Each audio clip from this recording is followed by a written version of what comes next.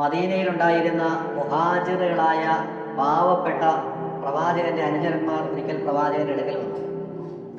അവർ പ്രവാചകന്റെ അടുക്കൽ വന്നിട്ട് പറഞ്ഞു, അല്ലാഹു റസൂലേ, അങ്ങേക്കറിയാവല്ലോ ഞങ്ങൾ പാവങ്ങളാണ്. ഞങ്ങളുടെ കൂട്ടത്തിലുള്ള പണക്കാർ സകല പദവികളും സകല നേട്ടങ്ങളും കൊണ്ടുപോവുകയാണ്, ഞങ്ങൾക്കൊന്നും കിട്ടുന്നില്ല. നബിതങ്ങൾ ചോദിച്ചു, ഒമാതാക്ക, എന്താണ് നിങ്ങൾ അങ്ങനെ പറയാൻ കാരണം, എന്താ സംഭവം? അവർ പറഞ്ഞു, ഞങ്ങൾ നമസ്കരിക്കുന്നു, പണക്കാരും നമസ്കരിക്കുന്നു, ഞങ്ങൾ ചെയ്യുന്ന എല്ലാ കർമ്മങ്ങളും നന്മകളും അവരും ചെയ്യുന്നുണ്ട്. പക്ഷേ അവർ ധാരാളമായി ദാനം ചെയ്യുന്നു, സദഖ ചെയ്യുന്നു. ഞങ്ങൾക്ക് സദഖ ചെയ്യാൻ പണമില്ല. അവർ പണം കൊടുത്ത് അടിമകളെ വിലയ്ക്ക് വാങ്ങി മോചിപ്പിക്കുന്നു.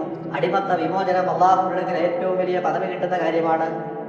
ഞങ്ങൾക്ക് അടിമകളെ വിലയ്ക്ക് വാങ്ങി മോചിപ്പിക്കുവാനുള്ള പണമില്ല, ഞങ്ങൾ കഷ്ടപ്പെടുന്നു. പണക്കാർ കിട്ടുന്ന ഈ ആനുകൂല്യം, അല്ലാഹുവിന്റെ അടുക്കലുള്ള ഈ ശ്രേഷ്ഠത, ഈ പ്രതിഫലം ഞങ്ങൾക്ക് കിട്ടുന്നില്ല, ഞങ്ങൾ എന്ത് ചെയ്യും? അല്ലാഹു റസൂൽ പറഞ്ഞു, ഞാൻ നിങ്ങൾക്കൊരു കാര്യം പഠിപ്പിച്ചു തരട്ടെയോ?